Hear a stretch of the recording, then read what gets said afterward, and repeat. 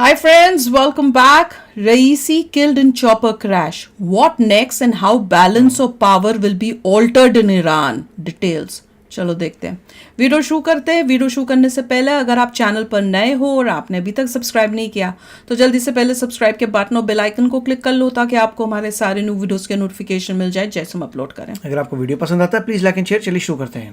Iran's President Ibrahim Raisi killed, according to state media. Iran's foreign minister also killed in a tragic chopper crash. So what happens next in Iran after the demise of the president? Iranian President Ibrahim Raisi has been confirmed dead in a helicopter crash in Iran's East Azerbaijan province. Iranian foreign minister has also been killed in the tragic chopper crash. Reports on Iranian media say the whole cabin of the helicopter is completely burned, and some of the bodies are burned beyond recognition. Iran's supreme leader Ali Khamenei on Sunday said the Iranian people should not worry about the country. مردم عزیزمون، چه شما که اینجا نشستید، چه کسانی که بعداً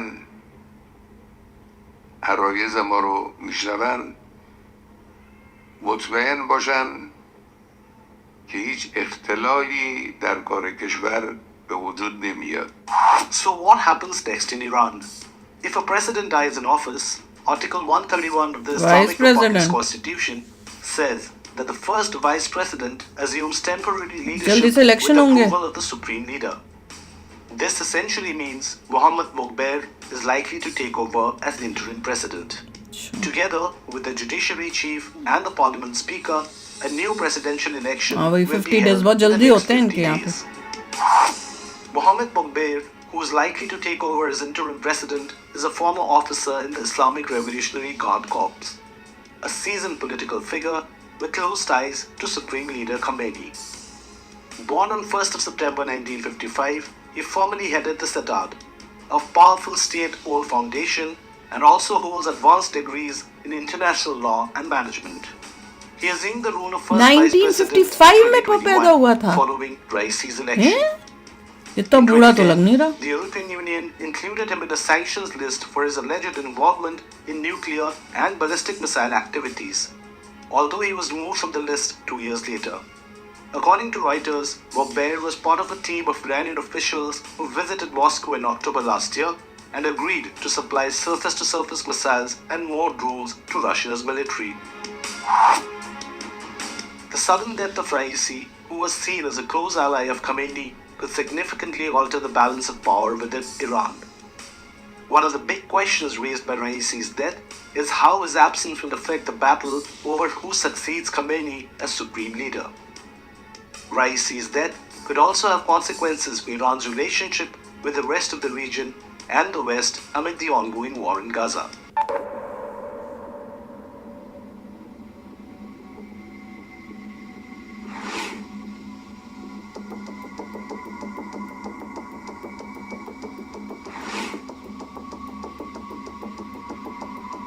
पुरानी footage है कोई. मेरे को तो लग रहा है उसी गार्ड नहीं, वो तो साथ में घूमे नहीं बैठा था शायद.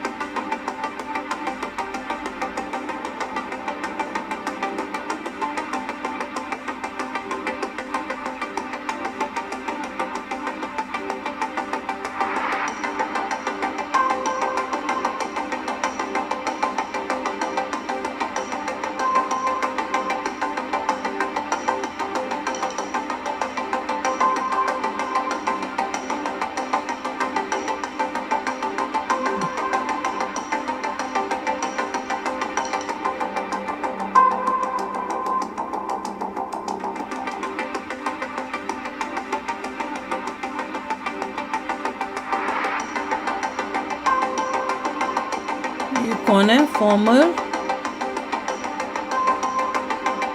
ये कौन है?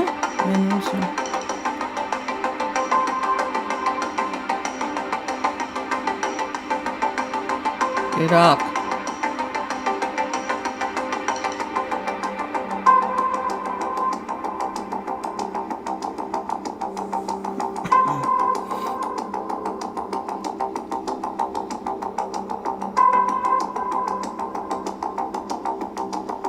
ये लिखने की क्या जरूरत है?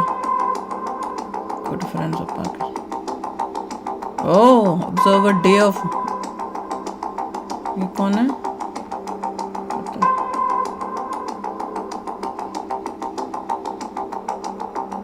कतर। ओह, जंगलों में।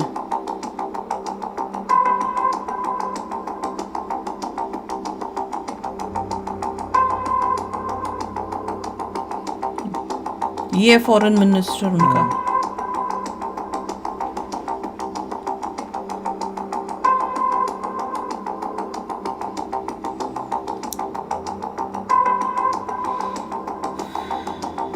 बाप रे, बड़ी शॉकिंग न्यूज़ है, एकदम से पता ही नहीं। और अगले पहले आपको न्यूज़ आती है कि भैया जो हेलीकॉप्टर है वो लापता है, उसका क्रैश हो गया, साइट नहीं मिल रही, और इतने घंटों के बाद फिर पता चलता है कि भैया सब खत्म हो चुका है।